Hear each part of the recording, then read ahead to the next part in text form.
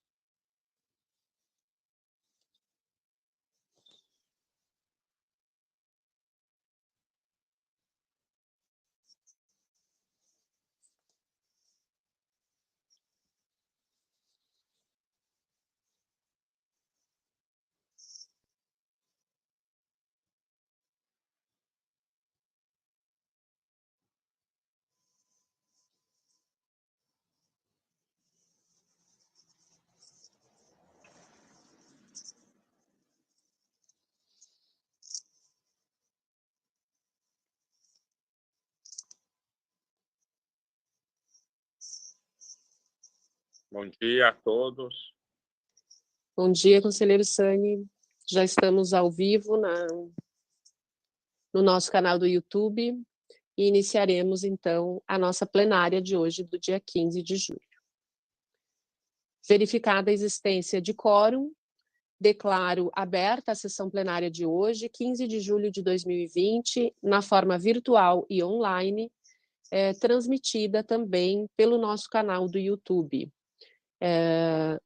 Desejamos a todos aí uma boa plenária, um bom dia a todas as conselheiras, conselheiros, as nossas assessoras, assessores, servidoras e servidores deste conselho, e também a todos aqueles que nos acompanham pelo canal do YouTube. Apreciação da ordem do dia, apreciação e votação da pauta da plenária, análise e votação da ata número 2906, análise das deliberações, comunicações da presidência e comunicações dos conselheiros. Alguma questão em relação à pauta da plenária? Então, aprovada a ordem do dia. Passemos à análise da ata número 2906. Destaques, ata 2906. De minha parte, não, presidente. Ok, conselheiro Raul. Eu tenho apenas um destaque na página 4, linha 42, onde aparece a data, que seria a data de ontem, 30/6, na verdade é 7 de julho, é 7/7, porque o parecer do Conselho Nacional de Educação foi aprovado no dia anterior à plenária passada. E a referência que eu fiz, então, é do parecer aprovado no dia anterior, que é 7/7. Apenas esta, página 4, linha 42. Mais algum destaque? Então, não havendo mais destaques, aprovada a ata número 2906. Passamos agora, na nossa ordem do dia, à análise das deliberações. Deliberação número 337, de 2020, da Comissão de Ensino Médio e Educação Superior, torna sem efeito a autorização de funcionamento para oferta do ensino médio na modalidade de educação de jovens e adultos, no Colégio Evangélico Rui Barbosa, em Giruá.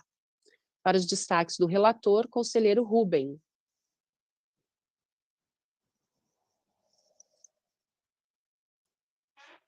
Bom dia a todos e a todas, colegas conselheiros, conselheiras, também da assessoria, aos demais que estão presentes nesta reunião.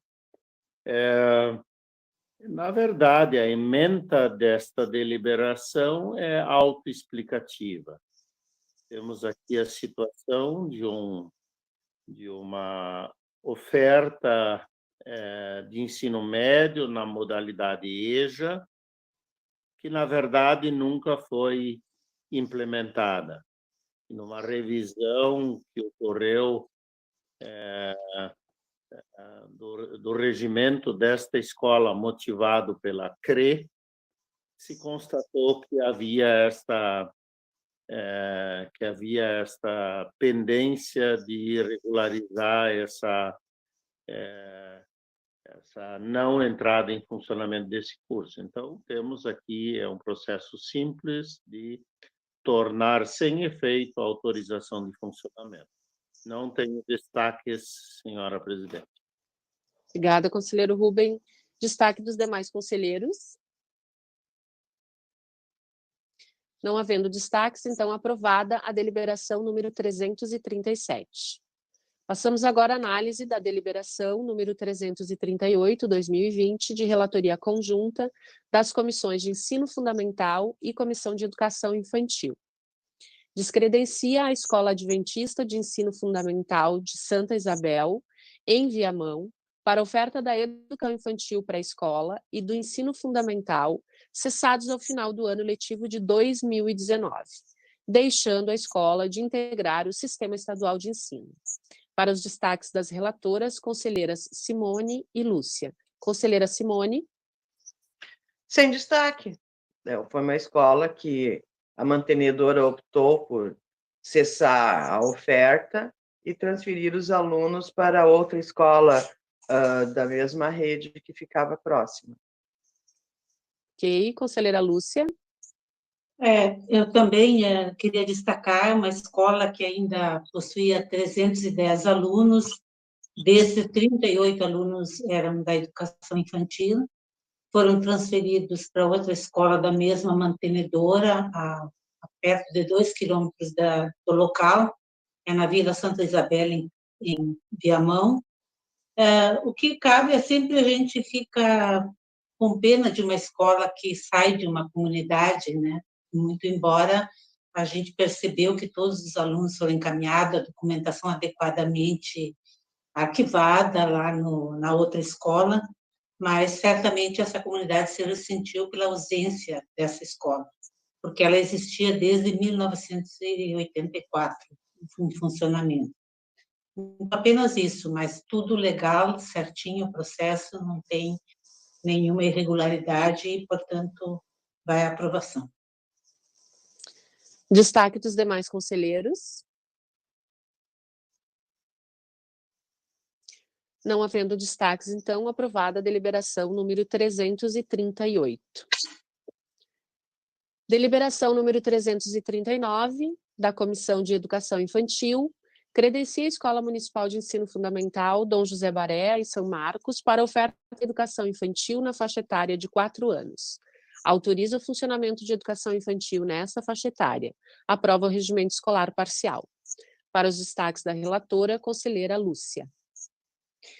Trata-se, então, de uma escola municipal localizada no campo, uma escola do campo, em São Marcos, uma escola muito bem estruturada, bem organizada, com um quadro docente qualificado, inicialmente com 23 alunos de 4 anos para oferta da educação infantil, e a gente fica feliz de poder apresentar essa deliberação para ser aprovada, porque a educação infantil ela ainda carece de muita oferta no nosso estado e, portanto, poder aprovar esse processo é um motivo de alegria. O município se empenhou bastante para garantir essa oferta. O processo veio pela primeira vez em 2017, aí retornou por falta de documentação. Em 2018, novamente veio ao Conselho, retornou, e agora, felizmente, tem toda a documentação, todas as providências foram tomadas, e é uma escola que tem todas as condições de atender a demanda daquela comunidade. Então, é o caminho para aprovação também. Obrigada, conselheira Lúcia. Destaque dos demais conselheiros. Não havendo destaques, então, aprovada a deliberação número 339.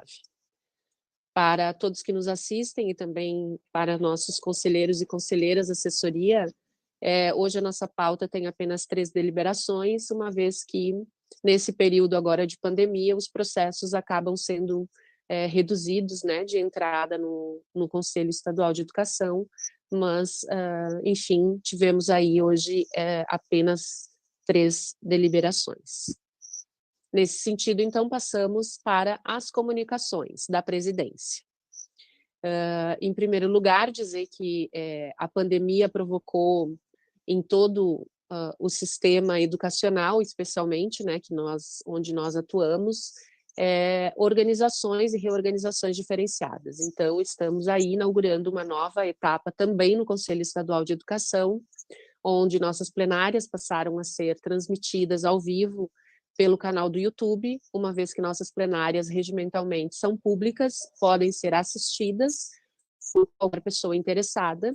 Então, esta viabilidade, né, foi possível pelo empenho de todo o nosso quadro aí de assessoria, especialmente da Secretaria-Geral, na pessoa da professora Iula, e também do nosso responsável por tecnologia de informação e comunicação, o servidor Marcelo. Então, nós estamos fazendo aí essas transmissões, já fizemos a primeira transmissão na semana passada e hoje, então, dando continuidade a essa nova forma de comunicação com a sociedade gaúcha, com o Sistema Estadual de Ensino especialmente. Também informamos que foi criado uma página, né, no Instagram, @CEDRGS, é a forma que podem localizar. Então, todos aqueles que tiverem esse acesso a essa rede social, enfim, podem nos seguir, onde nesta página estaremos publicando as atividades, enfim, normativas que o Conselho Estadual de Educação vem aprovando e desenvolvendo.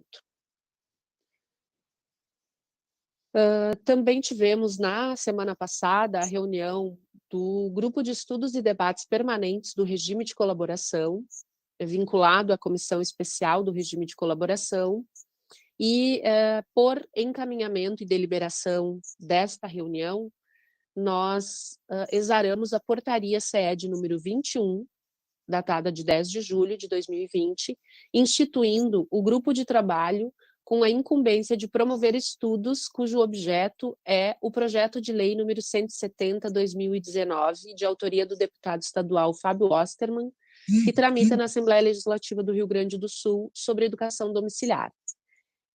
Este grupo de trabalho tem a tarefa de buscar argumentos, né, referente às implicações na organização da educação gaúcha, fundamentando um posicionamento que foi deliberado no grupo de estudos como contrário a este projeto de lei. O gabinete, na segunda-feira, então, enviou e-mail para todas as nossas entidades parceiras que compõem o grupo de estudos e debates permanente do regime de colaboração, de forma ampliada, inclusive, solicitando a indicação de um representante para compor o referido grupo de trabalho. Nós registramos, nesse momento, com pesar, o falecimento do irmão do nosso colega conselheiro Antônio Saldanha, o senhor Benedito Saldanha, que era servidor público e escritor, autor de vários livros, era presidente da Sociedade Partenon Literário e sempre atuou, né, no fomento de atividades e organizações em prol da literatura. Nas palavras do poeta Mário Quintana, nós queremos deixar o nosso sentimento registrado, conselheiro Antônio, ao senhor e a seus familiares e amigos, que diz o seguinte: na mesma pedra se encontram, conforme o povo traduz, quando se nasce uma estrela, quando se morre uma cruz. Mas quantos que aqui repousam hão de emendar-nos assim?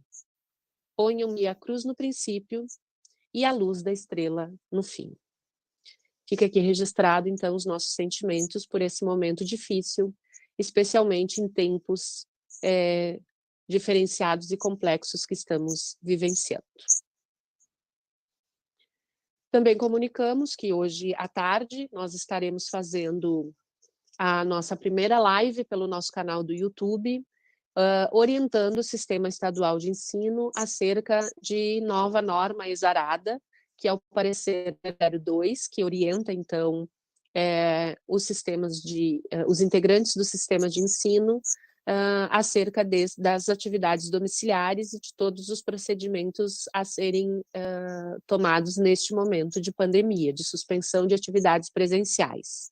Também falaremos sobre o monitoramento dessas atividades domiciliares desenvolvidas até o momento. Então, fica aqui o convite para todos que estamos assistindo, nos acompanhando agora, que a live acontecerá neste mesmo canal do YouTube, CED-RS, Conselho Estadual de Educação, às 14 horas, onde todos os integrantes, especialmente do Sistema Estadual de Ensino, parceiros do regime de colaboração, entidades vinculadas direta ou indiretamente à educação, foram convidados, então, a participar e acompanhar, né, assistir essa live hoje à tarde, às 14 horas. Com a participação de todos os conselheiros do Conselho Estadual de Educação.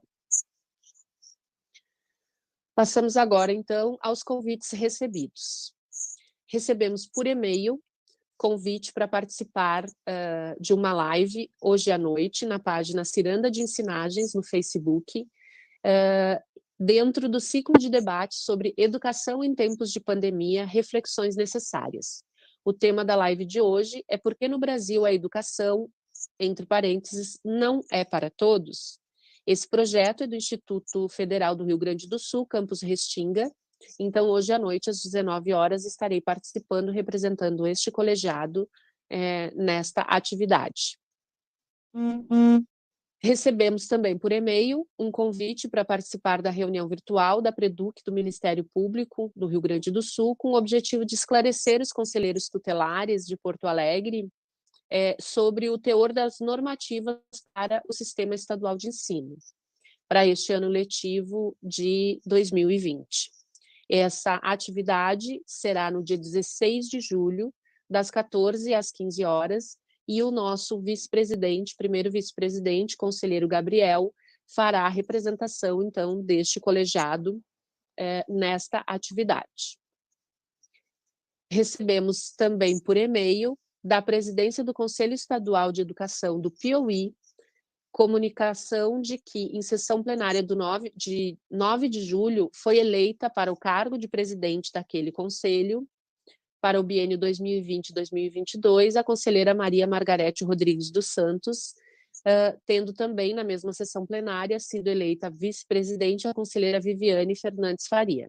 E o convite para a solenidade de posse, que vai ocorrer em sessão plenária virtual, na sala virtual do Conselho Estadual de Educação do Piauí, no dia 16 de julho. E encaminharam também o link para acompanhar a sessão de posse. Recebemos também por e-mail informação do Comitê Popular Estadual de Acompanhamento da Crise Educacional no Rio Grande do Sul sobre a nova data da reunião. As reuniões deste comitê acontecem nas sextas-feiras pela manhã e o nosso representante é o conselheiro, primeiro vice-presidente, conselheiro Gabriel. Então, a próxima reunião não será nesta sexta-feira, e sim no dia 24 de julho, das 9 às 11 horas. Recebi também, por WhatsApp, convite do Cinep-RS, por meio de sua jornalista Alana, para gravar um vídeo rápido sobre o parecer 002, e será veiculado este vídeo no canal do YouTube TV Cinep-RS na próxima semana, na quinta-feira. Também recebemos por e-mail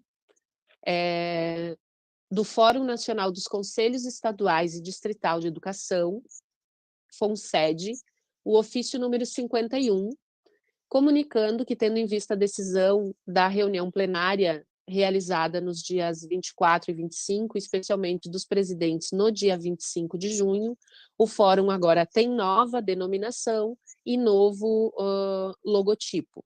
Então, antes a sigla era FNCE, agora é FONSED, Fórum Nacional dos Conselhos Estaduais e Distrital de Educação. E a logomarca, então, já foi encaminhada para os conselheiros no nosso grupo de comunicação. Também recebemos por e-mail, no gabinete, no dia 13 de julho, um e-mail encaminhado ainda no dia 2 para o e-mail do CEED, correspondência da Associação dos Inspetores de Ensino do Rio Grande do Sul, a IERGS, fundada em 10 de junho de 1970, para que o Conselho Estadual participe do seu informativo especial de 50 anos da associação, produzindo aí uma mensagem para ser registrada neste informativo.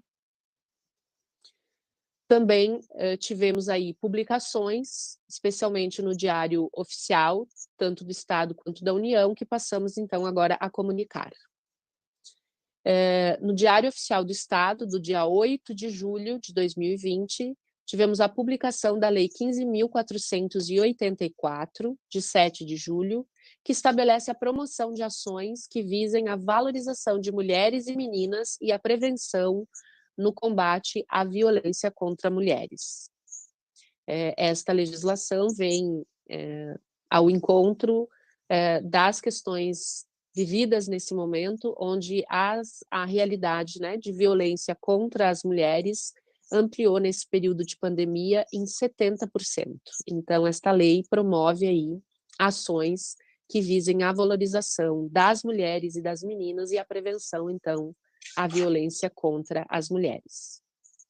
Tivemos no dia 10 de julho de 2020 a publicação no Diário Oficial, em edição extraordinária, da nomeação do novo ministro, então, da Educação, o senhor Milton Ribeiro. Também no Diário Oficial da União, da mesma data, de 10 de julho, nós tivemos nomeações e reconduções de conselheiros do Conselho Nacional de Educação. Foram designados, então, novos membros para o Conselho Nacional de Educação, na Câmara de Educação Básica, senhores William Ferreira da Cunha, Gabriel Gianatásio, Valceni José Pereira Braga, Tiago Tondinelli, Fernando César Capovilla, Amábile Aparecida Pácios, Augusto Puchaitz. E para a Câmara de Educação Superior, novos conselheiros, Anderson Luiz Bezerra da Silveira, Aristides Simadon, José Barroso Filho e Wilson de Matos Silva.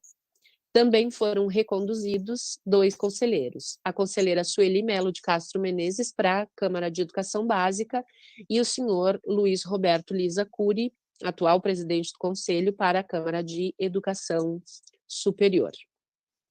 Também relativa a esta publicação no Diário Oficial, houve a manifestação da Undime, então, a União Nacional dos Dirigentes Municipais de Educação, e do CONSED, o Conselho Nacional dos Secretários Estaduais de Educação, com uma nota de repúdio, uma vez que a educação básica pública não foi representada nas nomeações ou reconduções do Conselho Nacional de Educação, considerando que as redes municipais e as redes estaduais e distrital detêm aí o maior número de matrículas e acabam estando sem esta representação que historicamente sempre foi feita no Conselho Nacional de Educação, uma vez que todas as políticas públicas precisam, enfim, da participação dos gestores, enfim, da representação dos gestores da educação básica pública. Passamos agora às nossas participações. Nós tivemos no dia 9 de julho a participação da conselheira Lúcia Camini, na condição de representante titular desse conselho, na reunião do Comitê Interinstitucional para a Promoção da Convivência Familiar e Comunitária, promovida pela Secretaria do Desenvolvimento Social, Trabalho, Justiça e Direitos Humanos. Conselheira Lúcia, deseja fazer alguma manifestação? Sim. Então, nessa reunião, foram apresentadas as contribuições à consulta pública do Plano Estadual Decenal de Proteção, Prevenção e Defesa do Direito da Criança e Adolescente à Convivência Familiar e Comunitária para o decênio 2020-2030. Esse plano foi elaborado no decorrer do ano passado e encaminhado aos secretários das pastas vinculadas ao programa para uma avaliação inicial. Como demorou 45 dias para ter um retorno da aprovação, aí entrou a pandemia foi encaminhado aos municípios, aos conselhos, para receber contribuições, sugestões, e por conta dessa situação da pandemia, tivemos poucas contribuições. Destaco as que foram apresentadas, que vieram de alguns municípios do interior do estado, dos conselhos e dos próprios órgãos da administração municipal. Uma sugestão é que o Estado ofereça aos municípios orientações, capacitações aos conselhos tutelares para atuação e implementação do sistema de informação para a infância e adolescência, considerando que tem muitos novos conselheiros e tem dificuldade para poder trabalhar com esse sistema. A outra proposta apresentada foi de que seja oferecido capacitação e apoio técnico periódico aos conselhos tutelares, mobilizando órgãos e estruturas do sistema de garantia de direitos a partir de suas estruturas locais e regionais. Inclusive, teve a sugestão de que se criasse uma estrutura de atuação junto às coordenadorias regionais de educação. Mas aí, durante o debate, na reunião, se considerou de que seria muito complicado sugerir a criação de uma estrutura junto às coordenadorias, dada a situação do quadro de recursos humanos, e, enfim, que seria uma deliberação governamental que não caberia a este plano apresentar. A outra proposta foi de que fossem realizadas oficinas de capacitação e, posteriormente, o encaminhamento de jovens ao mercado de trabalho, conforme as demandas locais, porque tem muitos jovens que deixam a escola muito cedo e não tem nenhum ofício, e para isso teria necessidade de se criar condições de oferta de alguns cursos de capacitação via a Secretaria de Trabalho e Assistência Social, a Secretaria de Justiça e Direitos Humanos, articulado com os órgãos regionais para poder garantir a esses jovens um espaço também no mundo do trabalho. E, por fim, também uma sugestão que veio é a promoção de oficinas sobre cultura da paz às crianças e adolescentes via rede pública estadual. E a participante da SEDUC disse que sim, que já tem no planejamento da Secretaria previsto essa possibilidade de oferta dessas oficinas de capacitação sobre uma cultura de paz. E, por fim, então, agora, com essas contribuições, esse plano retornará para as secretarias para que seja homologado, né, enfim, aprovado pelos secretários para posterior publicação. E, a partir daí, então, começa o monitoramento desse plano. Seria isso, conselheira Marta. Obrigada, conselheira Lúcia.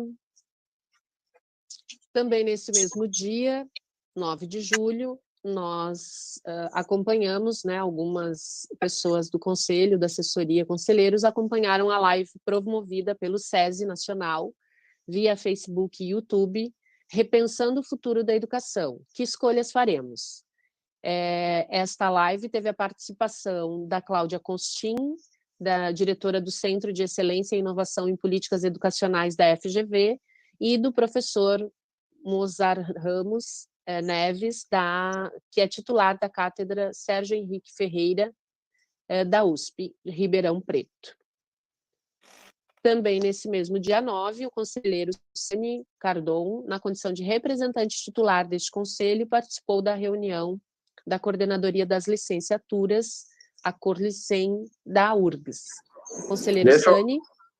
Pois é, infelizmente, bem nesse dia caiu minha internet, tive problemas e não consegui dar sequência na participação.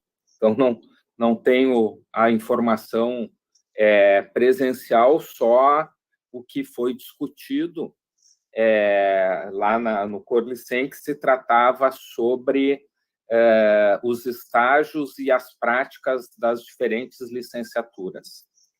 Então, foi uma discussão sobre esse tema. Ok, conselheiro Sani, nesses tempos em que somos dependentes ainda da internet, né, alguns imprevistos acabam acontecendo nas conexões aí durante as nossas atividades. Também no dia 9 de julho, nós acompanhamos uma live, né, um bate-papo no canal da Conexa Educação, via YouTube, o programa Educação em Família, né, com a participação da conselheira nacional do Conselho Nacional de Educação, a professora Maria Helena Castro Guimarães, que abordou, então, o recente parecer aprovado, né, no Conselho Nacional de Educação, aprovado no dia 7 de julho, que trata aí sobre novas orientações, então, para os sistemas de ensino do país, tendo que se manifestar a respeito deste parecer. Este parecer, na verdade, aborda aí a questão da possibilidade da volta às atividades e todos os cuidados, enfim, as preocupações que devem se ter não só no campo de segurança sanitária, mas também na questão das orientações especificamente, né, pedagógicas. E esse parecer, então, vai buscar referência em algumas experiências internacionais, né, quais são as lições que essas experiências internacionais acabam nos dando. Também aborda de forma bem pontual, né, as contribuições que o parecer 5 do Conselho Nacional, aprovado ainda em 28 de abril, mas publicado no Diário Oficial apenas em 1º de junho, traz, então, retoma muitas das questões indicadas no parecer 5, especialmente sobre as aprendizagens essenciais, sobre a questão da comunicação com as famílias, enfim, desse período de pandemia e sobre a reorganização. E os novos indicativos, então, para a possibilidade de volta às aulas e outras orientações específicas com maior ênfase na questão do processo, né, de verificação das aprendizagens, a questão da avaliação diagnóstica, da recuperação da aprendizagem, avaliação formativa, tem base nos dados apresentados em pesquisas feitas, né, especialmente aqui na educação básica brasileira e também na educação superior, por entidades e instituições que fizeram pesquisas nesse período de suspensão de atividades presenciais. Então, aponta aí histórico da educação básica e da educação superior, para que no decorrer do parecer, então, que é o parecer número 11 de 2020, aprovado, então, no Conselho Pleno do dia 7 de julho, cuja relatora é a professora Maria Helena, então, traz essas novas orientações, mas o parecer ainda aguarda homologação. Alguns pontos desse parecer já estão sendo discutidos aí pela sociedade brasileira, uma vez que algumas questões apontadas no parecer causaram para alguns segmentos certa preocupação, como é o caso, por exemplo, dos movimentos relativos à educação especial, uma vez que há um capítulo específico neste parecer que defende a ideia de que a educação especial, o público-alvo da educação especial, ou seja, as pessoas com deficiência, transtornos globais do desenvolvimento ou do espectro autista, e também altas habilidades ou superdotação, nos casos em que requer maior cuidado, não retornem à presencialidade, mesmo quando esta for possível, atendendo aí os requisitos de segurança sanitária. Então, os segmentos voltados à educação especial estão em amplo debate em função dessa manifestação. Também porque há uma parte específica do parecer que indica, né, a questão da necessidade, né, de garantir a saúde do sistema educacional no território e que envolve não apenas as instituições públicas, mas também as instituições privadas. E aí, como há uma questão de contrato, de prestação de serviços, enfim, faz o indicativo de que deva se considerar, né, a possibilidade de retorno das instituições privadas, até mesmo antes das instituições públicas, desde que garantido todos os protocolos de segurança sanitária. Então, esses dois pontos destaco aqui como sendo pontos mais de discussão, né, no atual momento, porque os demais pontos, embora não sejam pontos que causem divergências, vamos dizer assim, eles são pontos convergentes e são preocupação de todos os sistemas de ensino no momento, né, que são as preocupações com o processo de construção das aprendizagens essenciais definidas para esse momento de suspensão de atividades, e que estas atividades que estão sendo promovidas nesse momento de suspensão, elas deverão ser verificadas, né, qual o seu alcance, qual a possibilidade de construção das aprendizagens essenciais quando do retorno à presencialidade, por meio de uma avaliação diagnóstica, para que a partir desta avaliação diagnóstica possa se fazer a avaliação formativa e a preocupação, né, que a avaliação somativa ou avaliação de resultados, especialmente de exames finais, né, para a promoção dos estudantes, tenha que ter uma ressalva e um cuidado bastante especial de todas as instituições mantenedoras, uma vez que o parecer indica, né, o prejuízo que reprovações nesse momento poderiam causar ainda.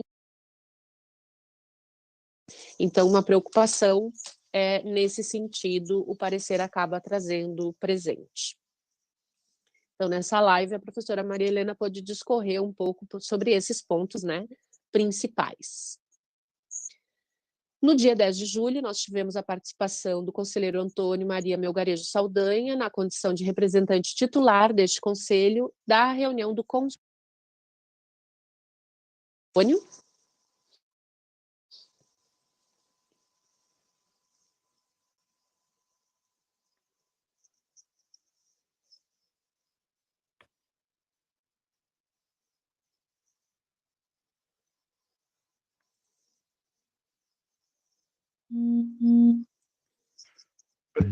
Talvez o conselheiro Antônio faça manifestação na sequência. Sim. Conselheiro Antônio, gostaria de se manifestar sobre o consumo? Sim, presidente. Bom dia a todas e a todos. A reunião do consumo aconteceu, foi para analisar na realidade, foi para analisar os pareceres, um parecer que contestava a questão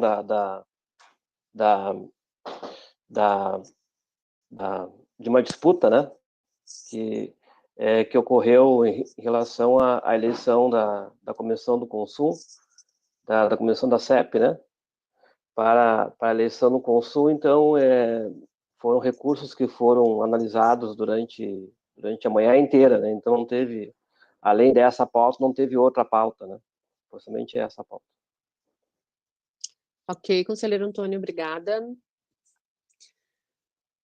No dia 13 de julho, a conselheira Ana Rita Berti Bagestan, na condição de representante deste conselho, participou da reunião da Comissão Própria de Avaliação da URGS. Conselheira Ana Rita? Sim.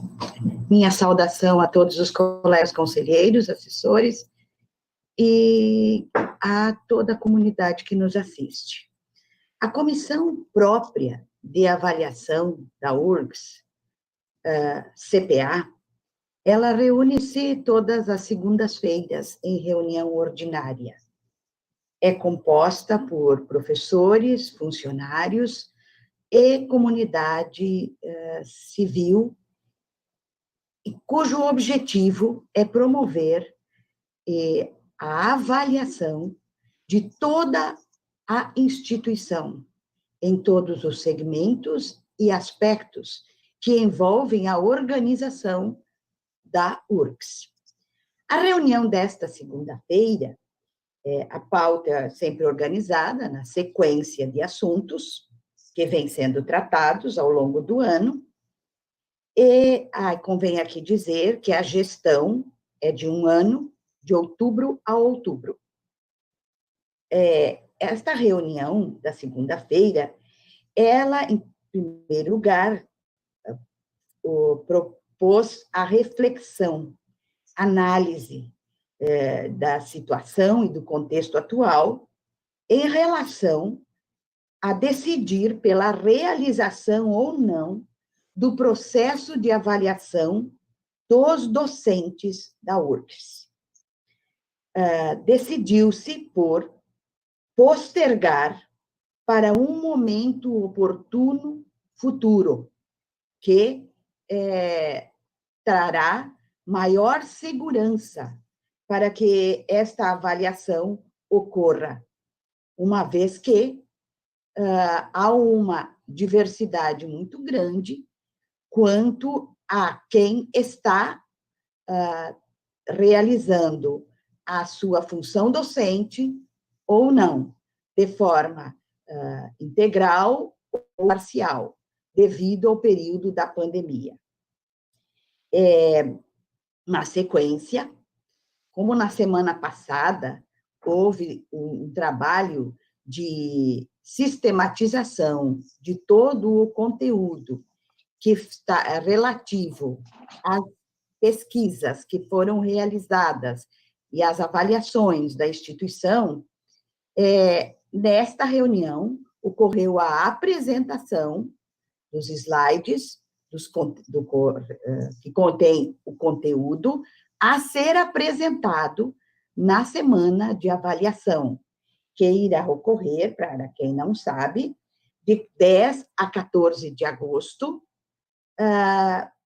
e será totalmente online, da mesma forma que nós hoje estamos aqui fazendo a nossa reunião.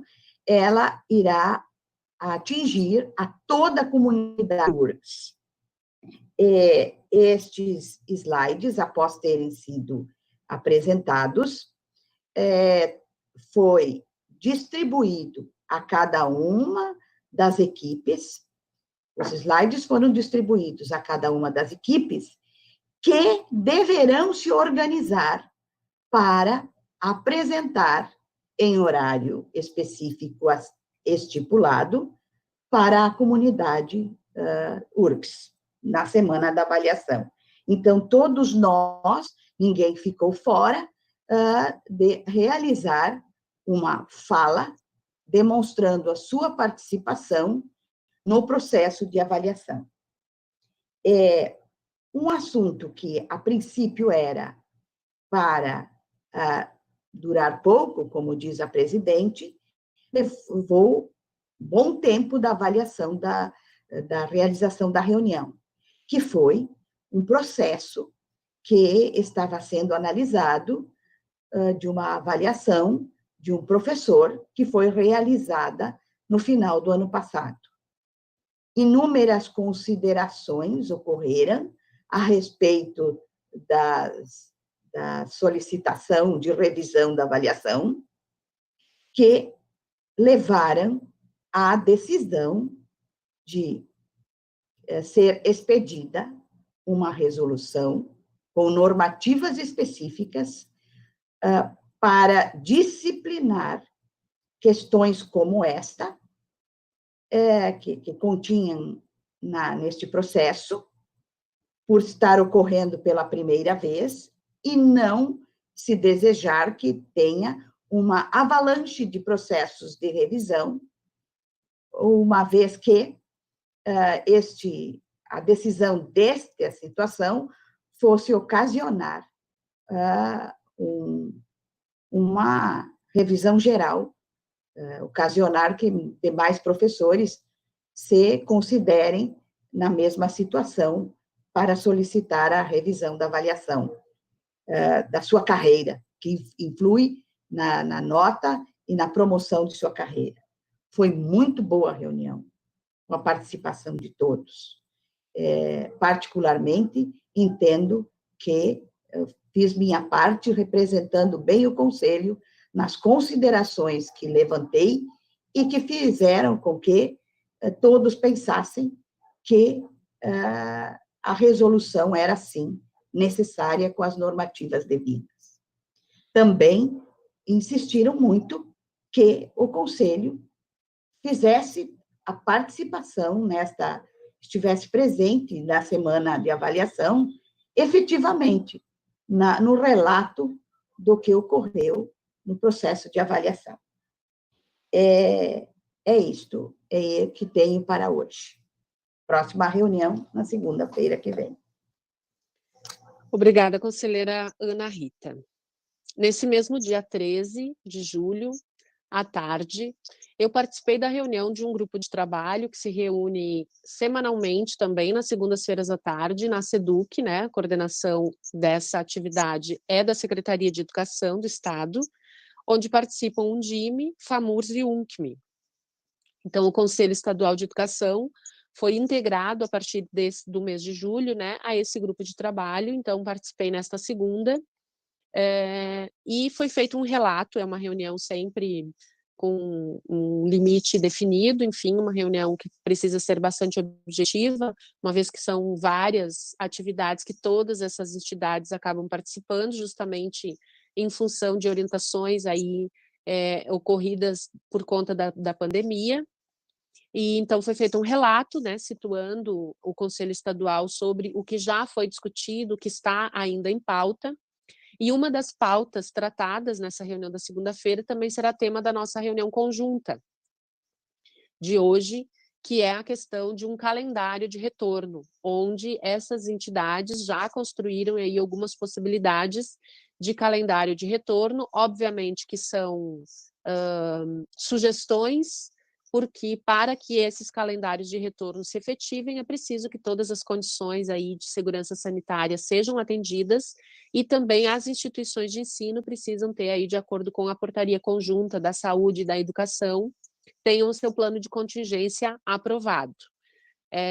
Então, esse calendário, né, essa proposta de calendário com 3 possibilidades, a princípio será tratado na próxima reunião da segunda-feira que vem, e aí, por este motivo, o Conselho Estadual de Educação incluiu na sua pauta de reunião conjunta hoje esse tema para encaminhar as suas sugestões ou problematizações relativas a essa questão. Também foi relatado nessa mesma reunião que a SEDUC está em parceria com a Universidade Federal de Santa Maria, buscando aí o desenvolvimento de um projeto piloto com 4 coordenadorias regionais de educação, coordenadoria de Santa Maria, de Cachoeira do Sul, de Palmeira das Missões e de Erechim, onde há a possibilidade de abrangência das ações da Universidade Federal de Santa Maria, para a questão de um programa que a universidade tem, que é o FSM em Rede, que disponibiliza, então, formas de recursos aí para a questão do ensino remoto, que existe até uma página na internet da UFSM, com essas questões, onde aborda a questão do planejamento dos professores, os canais de interação e o uso de recursos, né, de ferramentas aí das tecnologias digitais de informação e comunicação, para além da questão da internet, do computador ou celular, uma vez que nestas coordenadorias foi feito um levantamento e do total de 85 mil estudantes destas coordenadorias, aproximadamente 12 mil estudantes, pelo levantamento feito nessas coordenadorias, não têm acesso à internet nem computador. E aí a ideia é que canais existentes na universidade, como a questão de rádio e TV, possam alcançar, então, esses estudantes. E aí o Conselho também foi convidado para fazer parte da reunião deste grupo de trabalho para acompanhar e trazer suas sugestões ou preocupações relativamente a esse projeto piloto. No dia 14, então, a conselheira Ana Rita Berti Bagestan representou o Conselho Estadual de Educação na web reunião para tratar sobre o Fundeb. O tema desta reunião era discutir os impactos do Fundeb na região da Grande Porto Alegre. Essa reunião foi promovida pelo gabinete da deputada federal Maria do Rosário. Com a palavra, a conselheira Ana Rita. Muito bem. A reunião ocorreu ontem, às 10 horas, coordenada pela deputada Maria do Rosário, e contou com a participação de lideranças dos diversos municípios que compõem a Grande Porto Alegre. Entre eles estavam presentes prefeitos, secretários de educação, secretários municipais de educação, liderança da FAMURS, da Undime, e representantes dos secretários de educação que não puderam estar presentes.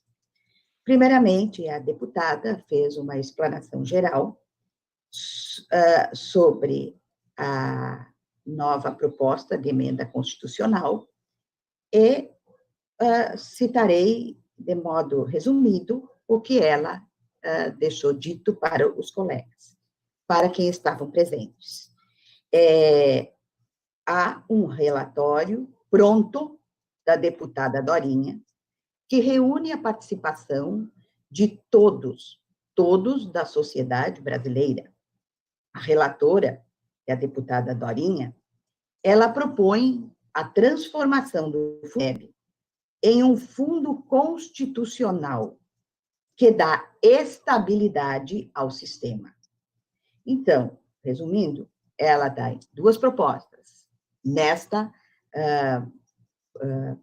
embutida na proposta da emenda constitucional, que é, primeiro, transformar o Fundeb em uma proposta de constitucionalização, e a segunda, de ampliar os recursos, que hoje, por exemplo, 94% dos estudantes municipais serão atingidos se não houver aprovação, esse percentual de estudantes estarão à margem, tá? Sem poder ter atendimento.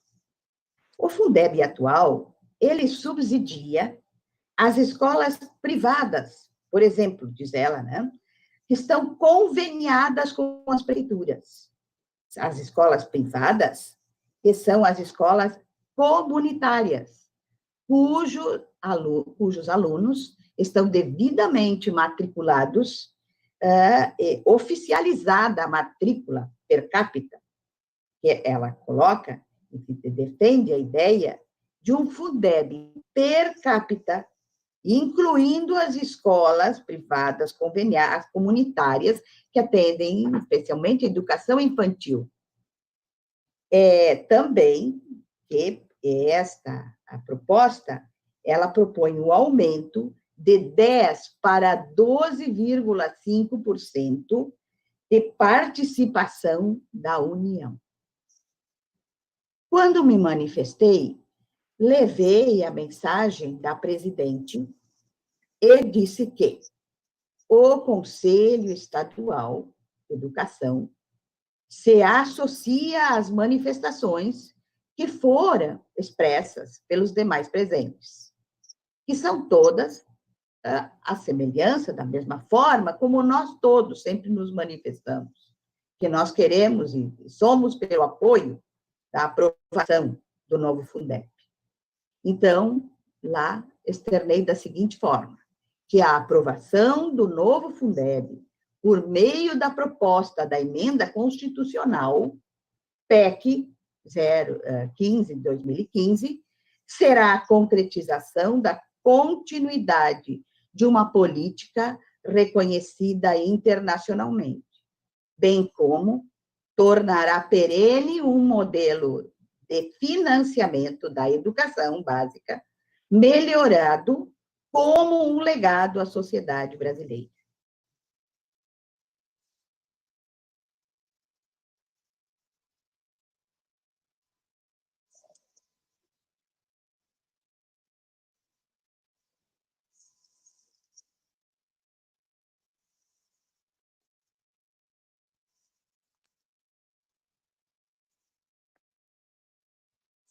Obrigada, conselheira Ana Rita, pelo seu relato. Também nesse dia 14, onde teve essa reunião que a conselheira Ana Rita participou sobre o Fundeb, né, onde há, nesta semana toda, aí, uma mobilização bastante grande, né, em todo o país, para a questão do Vota Já Fundeb, né? Há uma mobilização aí para a hashtag Vota Fundeb Já, né? Ou Fundeb para Valer Já, uma vez que estamos aí em várias discussões sobre o assunto e, obviamente, né, que mexendo na questão do financiamento, outros interesses acabam aparecendo. Então, é importante, né, que haja uma mobilização junto também aos deputados gaúchos, né, para que possam se mobilizar e fazer a defesa da votação do Fundeb o mais rápido possível, até porque esta proposta de emenda à Constituição ainda precisará ser regulamentada, né, porque o nosso atual modelo de financiamento do Fundeb expira seu prazo em 31 de dezembro deste ano. Então, a partir de 1º de janeiro, não há nenhum financiamento público se esta proposta de emenda à Constituição não for aprovada e regulamentada. Então, importante aí essa atividade. Presidente, então, ela só diz que a reunião foi justamente para buscar o apoio para que seja das entidades, para que seja aprovada, como a senhora falou. Obrigada, conselheira Ana. Importante, né, a mobilização de toda a sociedade em defesa da educação, uma vez que a educação sempre se diz que é prioridade, né? Então, que ela seja efetivamente prioridade nessa pauta a ser aí aprovada na Câmara dos Deputados. No mesmo dia 14, então, na data de ontem, à tarde, eu participei da reunião da SEDUC, então, com a Universidade Federal de Santa Maria, para tomar conhecimento do que já está sendo encaminhado e acompanhar aí as discussões desse projeto piloto, né, da UFSM em rede, envolvendo aí as 4 coordenadorias regionais de educação. Nesta reunião, então, acabaram participando, representando outras instituições para além da secretaria, das coordenadorias envolvidas e da equipe da Universidade Federal de Santa Maria, o Conselho Estadual, com a minha participação, a Undime, por meio da vice-presidente, aliás, a professora Nirlene, que é do município de Palmeira das Missões, secretária de Educação de lá, também a secretária Maristela, de Novo Hamburgo, e sua diretora participaram acompanhando a reunião. A UNCM também esteve representada pela primeira vice-presidente, a professora Maria Cristina, de Santa Cruz do Sul, e aí foram relatados algumas questões que já estão em andamento, né? A diretora pedagógica da SEDUC, a professora Letícia, expôs as demandas, né, e os desafios. Cada um dos coordenadores, enfim, apresentou os dados da sua coordenadoria referentes aos estudantes que não têm acesso à internet e computador. Então, o número gira mais ou menos em torno de 4.000 estudantes por coordenadoria. E nesse sentido, então, além dessas demandas, foi conversado sobre a questão do alinhamento em relação ao planejamento, foi também discutido sobre esses recursos, né, e esse planejamento que não pode ser algo que vá ainda sobrecarregar mais os professores, né, uma vez que já estão planejando para essas atividades não presenciais e já passaram por diferentes momentos, né, na rede estadual, primeiro aulas programadas, depois um período de recesso, depois passaram, então, a ter que buscar o planejamento na plataforma do Google for Education, né, para o Google Sala de Aula, enfim, e que agora, para atingir, né, alcançar esses estudantes que não têm acesso à internet ou a computador ou celular, enfim, para acessar a plataforma do Google Sala de Aula, tem essas outras alternativas. Então, precisava alinhar essas questões sobre o planejamento, os recursos desse planejamento, e também como alcançar, né, esses estudantes por meio dessas aulas que precisarão ser disponibilizadas, então, em outra mídia que não seja a internet. Então, se for utilizando a questão das rádios, né, rádios comunitárias, especialmente, como seria a gravação dessas áudio aulas, né?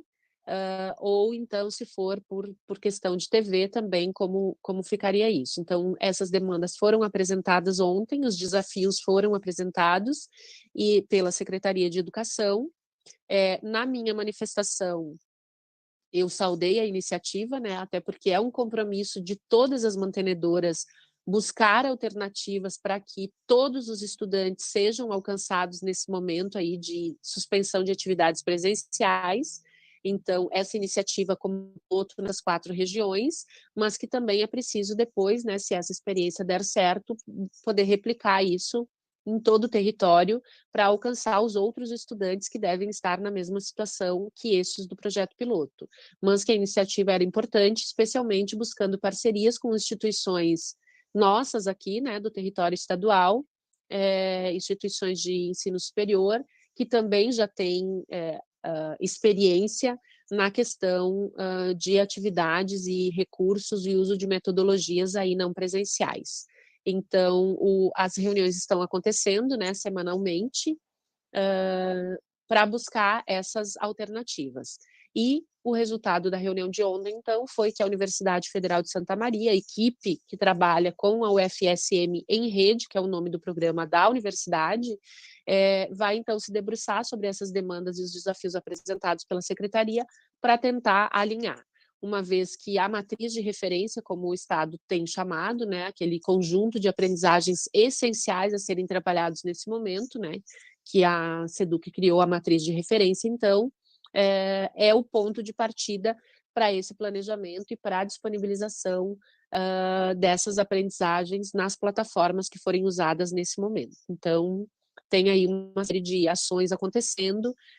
A professora Letícia também expôs as etapas, né, rapidamente, de quem já está com o acesso, né, ao Google Sala de Aula, então, que as atividades estão acontecendo, mas a preocupação é justamente poder alcançar aqueles estudantes que não estão conseguindo acesso a esta plataforma do Google fora o Google Sala de Aula.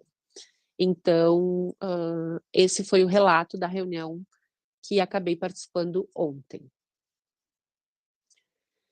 Bom, as comunicações da presidência se encerram nesse momento, né? Temos, nesse exato momento, 12 pessoas nos assistindo pelo nosso canal do YouTube, nessa transmissão ao vivo da plenária de 15 de julho. E agora, então, passamos às comunicações dos conselheiros. Já havia ali nas inscrições para as comunicações, temos inscrito o conselheiro Antônio. Depois eu me inscrevo também, presidente. Sim, temos inscritos no chat o conselheiro Antônio, conselheiro Hilário, conselheiro Sani e depois, então, o conselheiro Raul. Ok. Caros conselheiros, conselheiras, assessoria e o corpo técnico desse conselho e a todos que nos assistem. No último domingo, eu e minha família fomos surpreendidos com o falecimento do meu querido irmão Benedito Saldanha, funcionário público do DEMAI, foi um dedicado profissional. Quero aproveitar esse espaço para dividir com vocês o quanto foi especial poder viver com o meu humano na sua trajetória e nas suas caminhadas de vida. Quero relembrar que o nosso colegiado, nos anos ainda de 2007 ou 2008, não lembro bem ainda, teve a participação como uma fala poética pelo escritor Benedito Saldanha, onde naquele momento, inclusive, nos entregou alguns exemplares referente à atualização do seu trabalho literário, como, por exemplo, naquele dia, um dos exemplares que eu me lembro, foi a biografia da renomada normalista e escritora Luciana de Abreu. Obra essa que abriu caminhos para o reconhecimento do seu talento como escritor e poeta. É importante referir que, pelos anos de 1840, Luciana de Abreu se destacou nos meios culturais e nos saraus literários, tendo sido convidada para ingressar na agremiação Partenon Literário à época. Foi a primeira mulher a entrar no Brasil para uma sociedade literária, bem como a primeira a subir à tribuna para expor suas ideias como a emancipação feminina. Meu irmão foi uma pessoa muito especial. Levantou-se contra as diferenças e as injustiças, promovendo sempre o ativismo cultural. Ele foi brilhante e dedicado ao trabalho literário. Foi presidente da Academia de Letras e Arte de Porto Alegre, criador do jornal Revolução Cultural. Criou saraus poéticos, levando por vários anos e vários espaços da cidade de Porto Alegre, onde várias pessoas puderam iniciar suas trajetórias como poetas e escritores, que, como eu, ficamos órfãos da sua inspiração. Meu irmão era uma pessoa muito solidária e preocupada com todos, com a família, com os amigos e com uma legião de escritores e poetas que ele ajudou a promover em suas diversas atividades. E eu aqui destaco as publicações escritos, tradicionalmente lançadas na Feira do Livro de Porto Alegre. No momento, ele era o atual presidente da Sociedade Partenon Literária, uma agremiação literária criada no século XIX, tendo surgido antes das academias brasileira e rio-grandense de letras. Isso aqui em Porto Alegre. A sociedade foi extinta oficialmente em 1925 e recriada em 1997. Hoje, a sociedade tem 200 sócios. E eu lembro que à época, aqui vão alguns 10 anos, a sociedade tinha algo em torno de 90 sócios.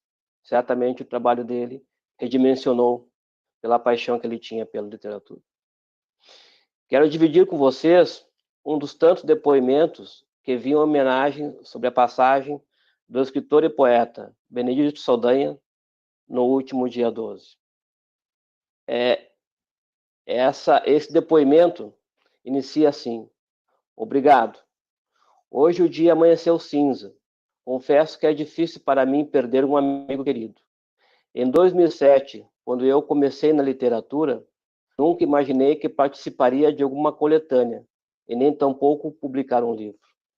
O pontapé inicial foi quando fui apresentado pela minha esposa Cris ao Benedito Saldanha, onde por e-mail fizemos contato. Ele me deu as primeiras orientações sobre poesia, indicação de livros e tudo mais. Segui a minha jornada de amor pela literatura, em especial pela poesia.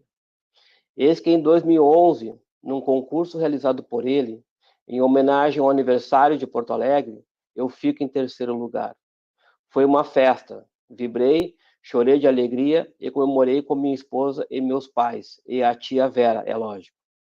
Em 2013, sou convidado pelo Benedito Saldanha a participar da antologia Escritos 5. Meu Deus, para um jovem autor do interior do Rio Grande do Sul, da cidade de Portão, era uma conquista gigantesca. Um autor e ativista cultural, como o Benedito Saldanha, estar me convidando para fazer parte de uma antologia dele era uma honra.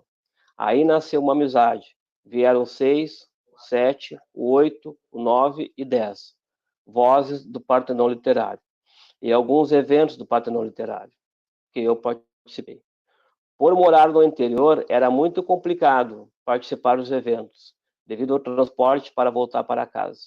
Mas quando podia, eu dava um jeito de estar lá.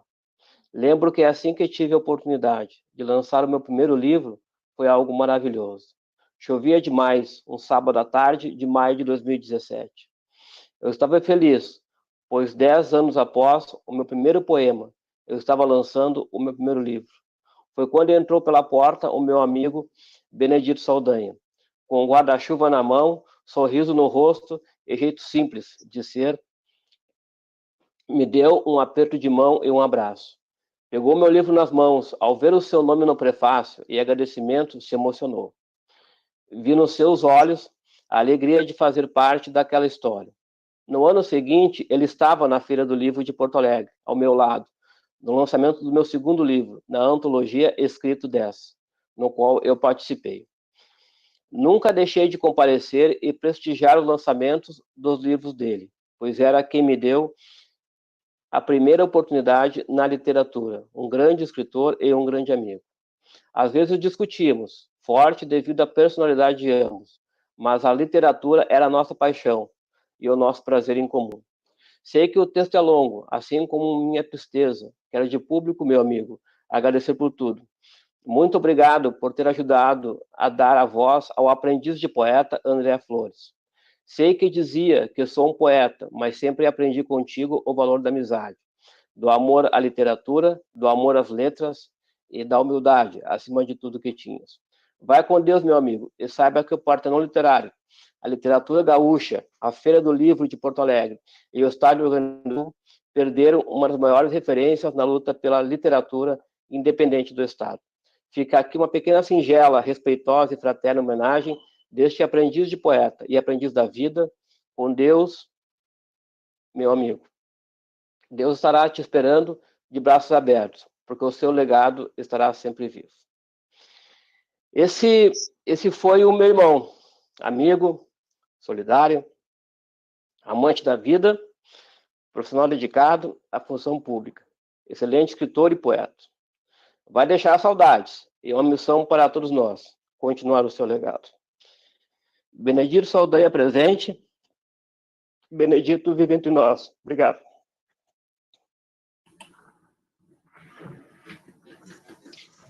Obrigada, conselheiro Antônio. Fica aí o registro dessa bela homenagem, né? E sinta-se aí nesse momento difícil, né? Nessa passagem, nessa travessia que precisamos todos enfrentar. Sinta-se aí abraçado carinhosamente por todo o colegiado, por todo o Conselho Estadual de Educação.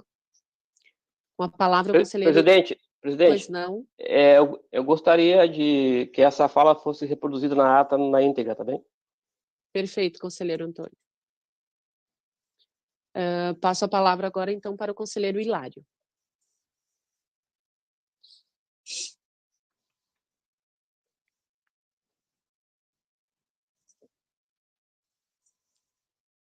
Seu microfone não está aberto, conselheiro. Bom dia, presidente Márcia, demais colegas conselheiros, assessores e que nos acompanham nesse momento.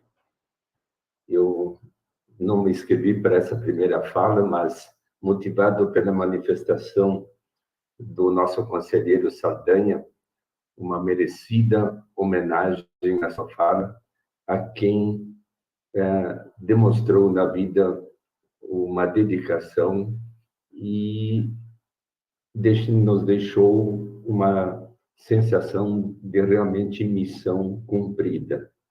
Eu reitero, em nome do Cinep, a nossa solidariedade por esse difícil momento de partida de Benedito, não só por aquilo que fez, mas como uma pessoa que esteve junto de seus familiares, das pessoas mais queridas. E ainda mais nesse tempo que vivemos, nós estamos muito sensíveis o quanto a vida importa, quanto a vida de cada um importa para nós. Acredito que são lições, uma das lições que está nos mobilizando neste momento. Eu quero aproveitar essa ocasião, a partir das falas anteriores da presidente, inclusive da manifestação da Maria Helena, através do parecer 7 do Conselho Nacional de Educação, e dizer que as instituições particulares de ensino, de certa forma, estão com seus protocolos, seus calendários praticamente prontos, muitas instituições com seu plano de contingência aprovado, estão focadas com o seu plano de ação complementar. Enfim, agora, estão em condições, atendendo às exigências dos órgãos de saúde, enfim, aguardando a bandeira adequada para reiniciar as atividades numa perspectiva do mês de agosto. Todavia, é sempre uma incógnita falar de quando retornar. Mas temos, assim, realmente a sensação de muitas escolas poder voltar antes da rede pública, isto é, dando essa autonomia de quando estão em condições e preparadas poder fazê-lo. Isso importa muito. E até o início de algumas experiências possibilitam uma aprendizagem para outras, na medida que vão socializar as suas dificuldades, as suas situações na perspectiva de retorno, de trabalhos concomitantes, de continuar com atividades domiciliares, de como atender os alunos, qual é a sensação da comunidade na perspectiva dos pais de ter esse retorno.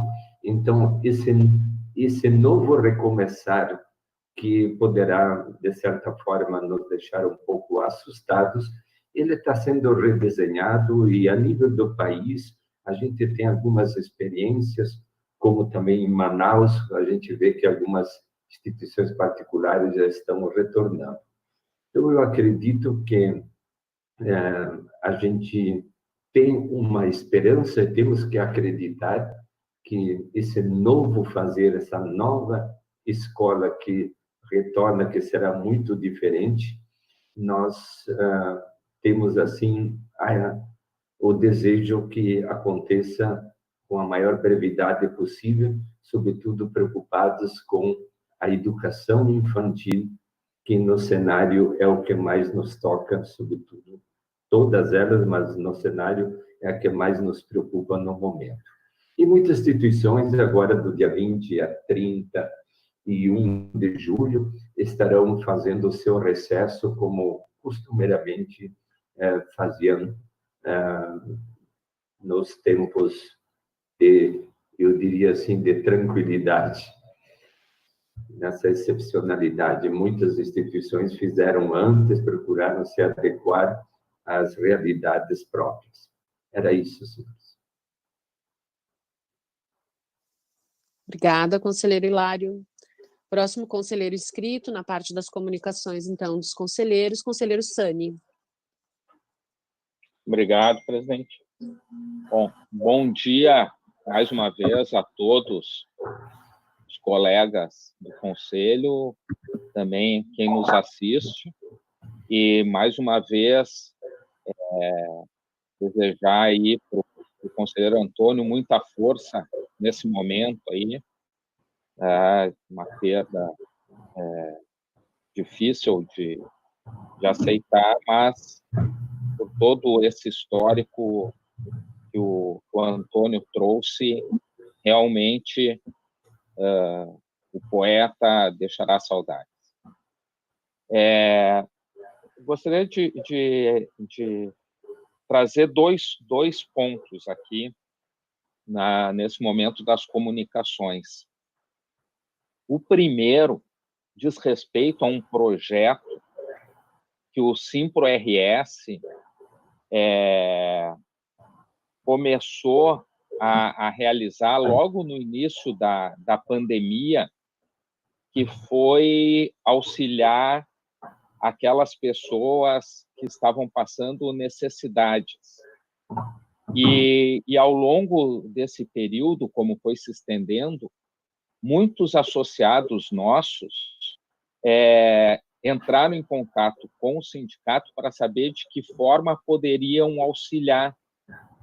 E foi a partir daí que nós criamos os Professores Solidários, que é uma conta da Vaquinha Virtual, na qual os nossos associados vêm contribuindo para que todos esses valores sejam transformados em cestas básicas. E agora nós estamos numa nova etapa, com novas metas, ampliando esse nosso projeto, que, infelizmente, se somaram junto às consequências da pandemia, as últimas enchentes. Então, nós estamos ampliando esse nosso projeto para atingir, principalmente, as pessoas atingidas ali nas ilhas em torno do Guaíba. Também destacar que, como na educação privada, muitas escolinhas de educação infantil própria fecharam e muitos professores deixaram de ter o seu provento, nós também ampliamos, então, a distribuição de cestas para aqueles professores da educação infantil própria que foram ou demitidos ou tiveram suspensos os seus proventos. Então, quero deixar aqui, né, esse nosso projeto é aberto a todos, não só professores, mas aberto a todos, para que, nesse momento de excepcionalidade, principalmente, né, nós possamos ser solidários e consigamos, né, diminuir um pouco a perda dessas pessoas. E um outro aspecto que está sendo trazido aqui semanalmente, no Conselho Estadual de Educação, é que tem um grupo das mantenedoras, tanto públicas quanto privadas, que estão discutindo o retorno. Quero deixar dito aqui que, infelizmente, nesses grupos não tem representações dos professores, não tem representação dos estudantes e nem das famílias. E nesse momento, a entidade que eu represento, que é o Simpro-RS, está fazendo uma campanha por entendermos que ainda não é o momento de retornar, uma campanha para que todos fiquem em casa ainda. Tá? Entendemos que nós estamos numa elevação dos casos e das mortes, então nós, nesse momento, defendemos que os professores continuem ainda fazendo seus trabalhos em casa. Então, seriam essas as comunicações. Obrigado, presidente. Obrigada, conselheiro Sani. Próxima inscrição agora, conselheiro Raul. Um bom dia a todos. Da mesma forma que os colegas que me antecederam, expressar meu sentimento ao conselheiro Antônio e sua família pelo falecimento do seu irmão. Força, meu amigo. E também lembrar que há 30 anos atrás, no dia 13 de 1990, foi promulgada a Lei 8069, que instituiu o Estatuto da Criança e do Adolescente. Estatuto esse que trazia na sua regulamentação, num sentido mais amplo, o que já estava expresso no artigo 227 da nossa Constituição Federal, reconhecendo e garantindo os direitos das crianças e dos adolescentes e consagrando a doutrina da proteção integral.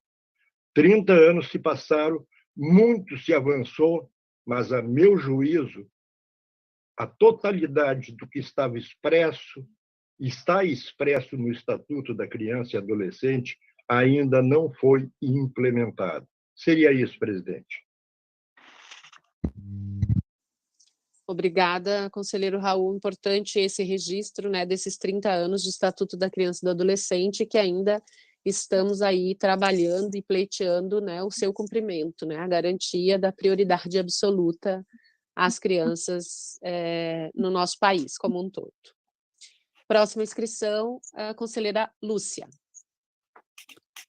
Eu também queria me somar mais uma vez à solidariedade ao nosso conselheiro Antônio e aos seus familiares e dizer que a gente se emociona quando se recupera o legado que uma pessoa deixa ao partir, e eu acho que esse é o sentido maior da vida. Realmente o que fica é aquilo que a gente consegue construir socialmente, em termos de cultura, de educação, de solidariedade. E eu diria assim, Benedito, presente.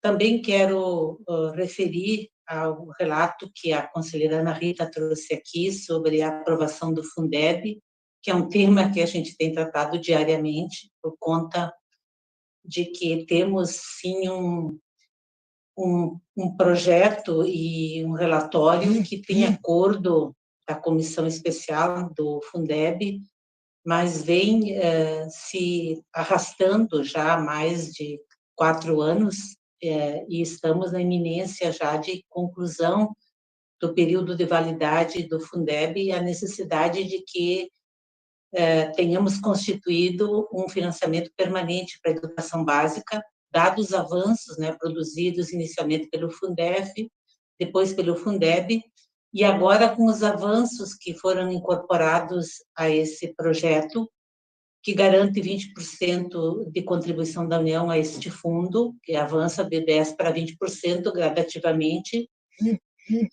incorpora aí a possibilidade de ter um acréscimo para 70% desses recursos vinculados para o pagamento de professores, né, do salário dos professores, e também o custo aluno-qualidade está posto aí, mas sabemos também de que vai a plenário na semana que vem, mas tem possibilidade de emendas. E aí que corre o perigo, porque essas emendas elas estão sendo disputadas, digamos assim, pelo setor que entende de que a educação não deve ser pública, no sentido da garantia de que tenhamos financiamento assegurado das redes públicas estaduais, porque essas são a maioria.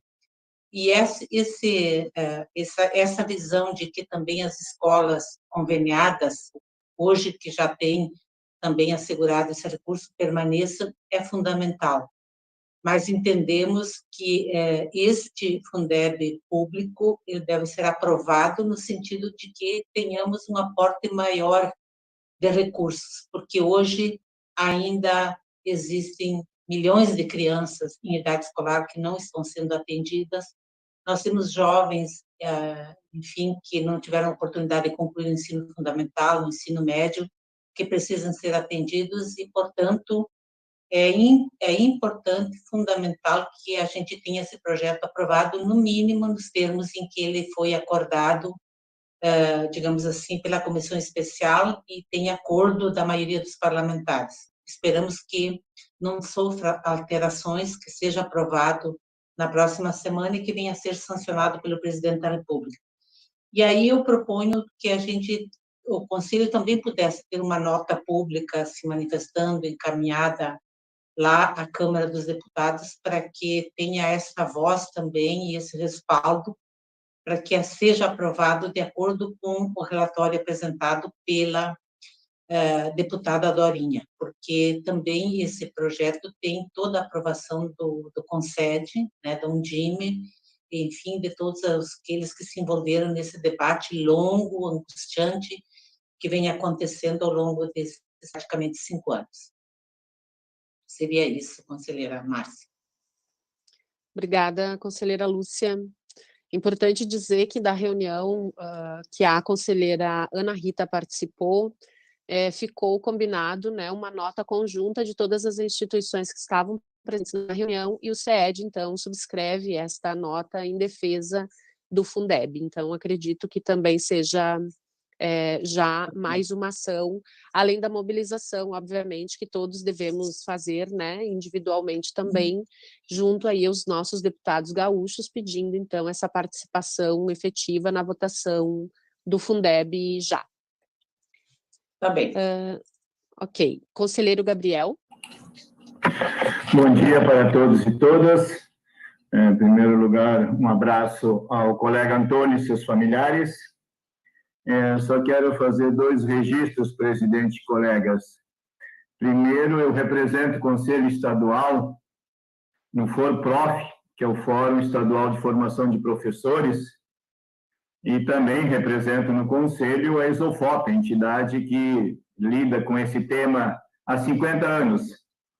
E quero registrar de que este ano de 2020, já no 7º mês, não tivemos nenhuma reunião do Fórum Estadual, mesmo no contexto que requer toda uma atenção para a formação de professores, principalmente formação continuada. Estou fazendo, como representante do Conselho, junto com o Fórum, pedidos para que a Secretaria de Estado da Educação convoque uma primeira reunião do ano, mas não temos tido êxito, tá? Então, gostaria de registrar aí no nosso Conselho essa ausência de reuniões já durante todo esse ano de 2020. Mas acredito que, talvez, nos próximos períodos, consigamos fazer a primeira reunião do ano. Em segundo lugar, também quero registrar, dentro das lembranças que a senhora fez, a aprovação da Lei Estadual 15.481, de 2 de julho desse ano, que instituiu a Política Estadual da Juventude, Política Estadual do Rio Grande do Sul. Por um lado, é relevante o Estado ter aprovado essa lei, instituído essa lei. Quando eu falo Estado, é a sociedade, é o governo, é a Assembleia. Esperamos que, de fato, os jovens do nosso Estado possam ser mais considerados, respeitados escutados pela sua relevante contribuição que tem, especialmente na educação, como já conversamos, eles têm reclamado da pouca escuta que os estudantes, os jovens estão tendo neste contexto pandêmico. Mas louvar a lei e desejar que ela seja não apenas uma lei, mas seja uma prática nossa de respeitar e escutar os jovens. E, por fim, só manifestar aos colegas minha dificuldade de participar da conjunta na sequência, em função de convocação da universidade que eu trabalho. Mas, obrigado e uma boa semana.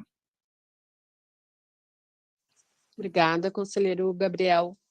Conselheiro Rubem.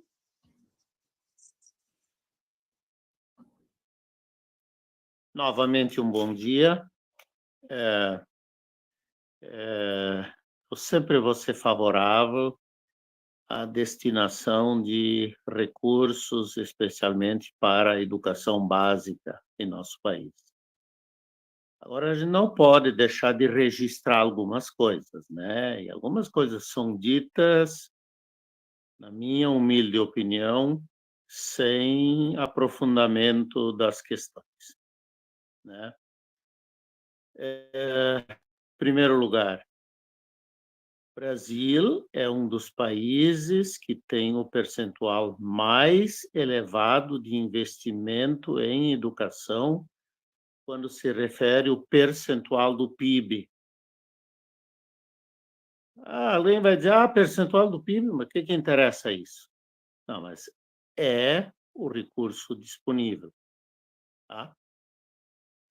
Então, acima, esse percentual nosso é mais elevado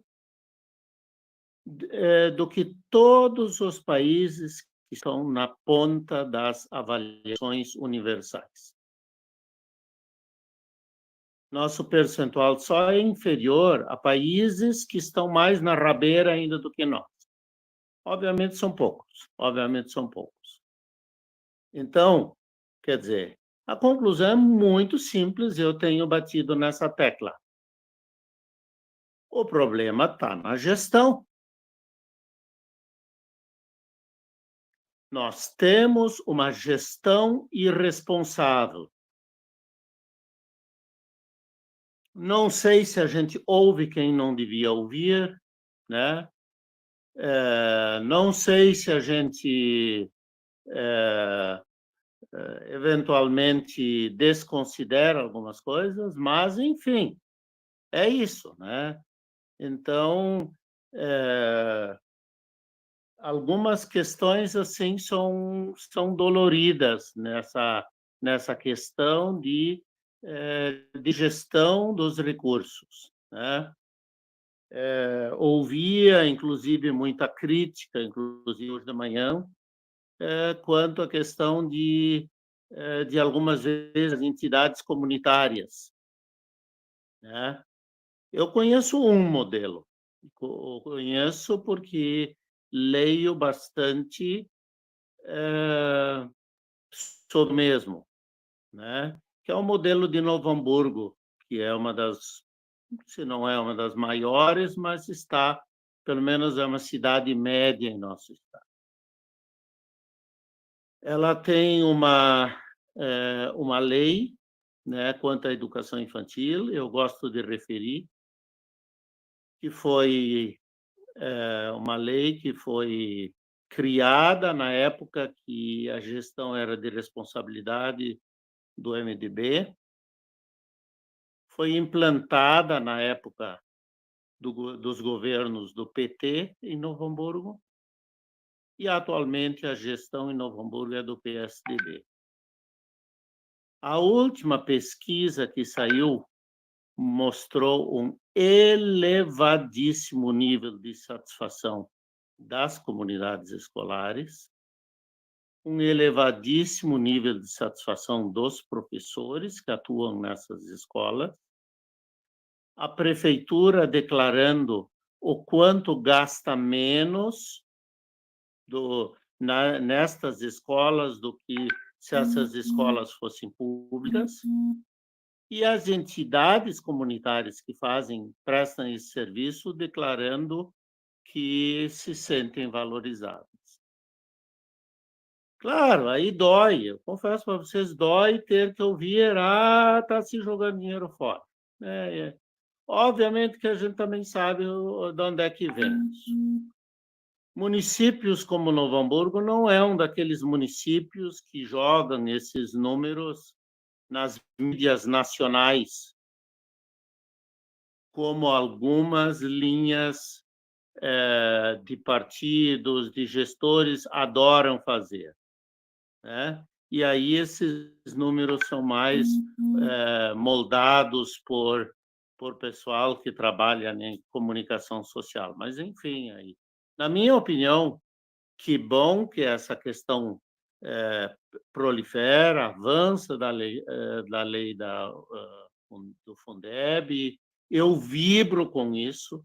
Agora, eu insisto que há necessidade de rever a gestão da educação, porque os nossos resultados, eu não acredito que alguém esteja satisfeito. Antônio, amigo, colega Antônio, eu já disse algumas palavras ontem. Confesso, e não tenho vergonha de dizer isso, que suas palavras hoje de manhã me emocionaram. Tá? Cada um lida com a vida e lida com a morte, principalmente na fé que cada um de nós tem a sua e acredita, né? E, obviamente, eu sou um daqueles que acho que todas são legítimas. Que bom que cada um tem a sua. Eu quero lhe desejar muita força para continuar nesse processo. Eu já lhe disse e eu já passei por perdas, né? Assim como a grande maioria das pessoas já passaram por perdas. Você e seus familiares estão em momentos muito difíceis, né? Por que difíceis? Porque lidar com a saudade é a continuação do processo de despedida, né? E ele é um processo muito longo, até que, talvez até o momento em que a gente se convence que aquele que aparentemente desapareceu continua entre nós, porque o seu legado é que continua entre nós. E, aparentemente, até pela sua fala, isso com certeza vai acontecer. Então, de novo, encerrando. Muita força, amigo. Muita força, colega. Obrigado. Obrigada, conselheiro Rubem. Conselheiro Gabriel. Eu só, respeitosamente, quero dizer ao colega Rubem que a questão do financiamento do Brasil ela é mais complexa do que o investimento do PIB. Temos estudos muito relevantes, o próprio relatório do INEP, semana passada, do cumprimento das metas, da FINEDUCA, que é uma associação de pesquisadores, e hoje não se usa tanto mais o PIB como referência, porque depende do tamanho do PIB e depende da demanda educacional, que no caso brasileiro é muito alta. Mas, mesmo assim, não está, mesmo usando o PIB, entre os mais elevados. E nós tivemos no Conselho, este ano, eu acho que foi ou no ano passado, não lembro bem, a presença da pesquisadora de financiamento, Nalu Farenzena. Inclusive, deixou a sua apresentação para nós, e ela nos referiu de que o melhor cálculo hoje do investimento de um país é o gasto do ensino por ano, por aluno ano. E aí o Brasil está entre os piores que investem em educação, colega Rubem. Estados Unidos investe $11.600 ano, Áustria 11.600, Alemanha, 8.000, Portugal, 7.300, Chile, 5.000, Brasil, 3.700. Claro que esse é um debate que não dá para fazer e concluí-lo agora, mas apenas quero dizer que há muita controvérsia nesse tema. Eu acho que a gente tem que aprofundar. Quero registrar de que o financiamento brasileiro não corresponde à necessidade da demanda educacional brasileira e ao déficit histórico. Portanto, o Brasil precisa investir mais também. Precisa melhorar a gestão, concordo com o senhor, mas precisa investir mais também. Porque o que a gente investe não é suficiente e há estudos bem avançados hoje no Brasil, Campanha Nacional de Educação, FINEDUCA e nos próprios consultores do Congresso Nacional apontam para isso. Nós vamos fazer futuramente esse bom debate.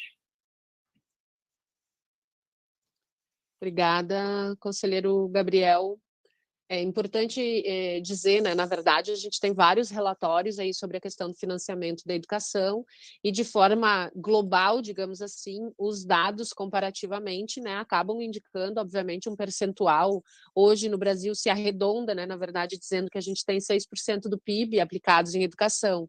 Mas nós estamos aí na busca de um financiamento para a educação básica, uma vez que, historicamente, o Brasil também sempre investiu muito em educação, mas na educação superior. A educação básica não tem um apoio, né, da União da mesma ordem que o Brasil teve em relação à educação superior.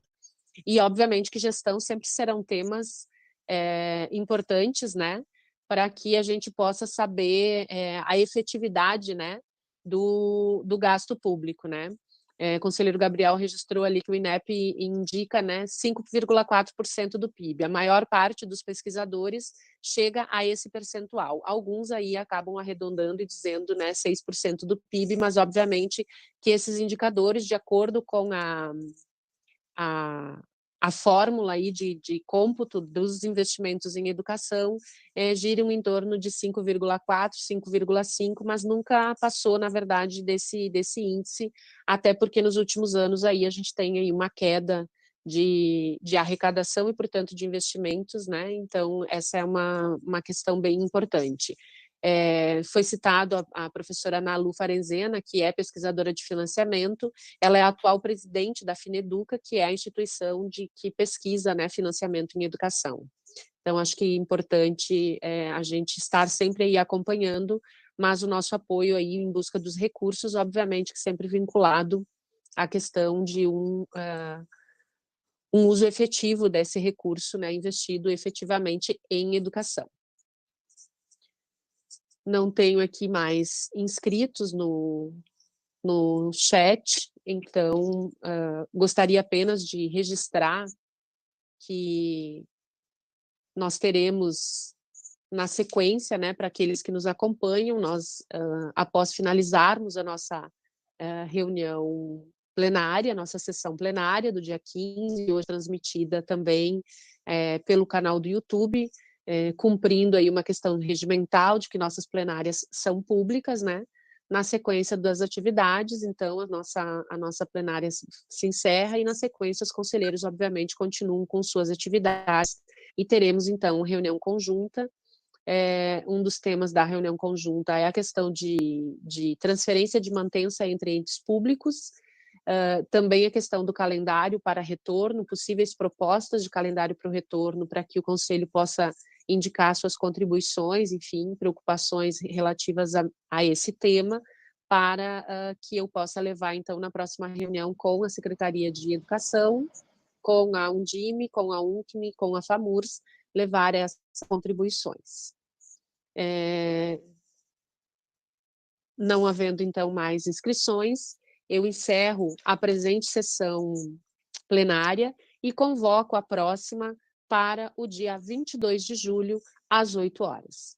Agradecemos aqueles que nos acompanham via canal do YouTube, CED-RS, Conselho Estadual de Educação, as conselheiras e conselheiros, assessoras e assessores, enfim, servidoras e servidores deste Conselho que estiveram conosco nesta sessão plenária de 15 de julho.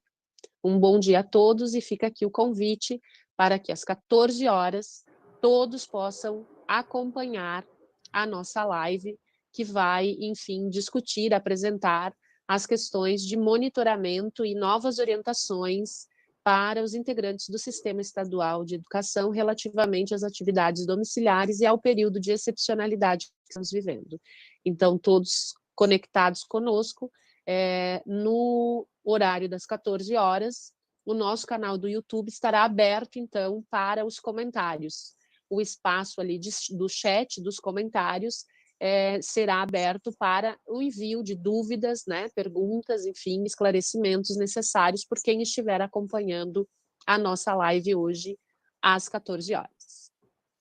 Um bom dia a todos. Bom dia.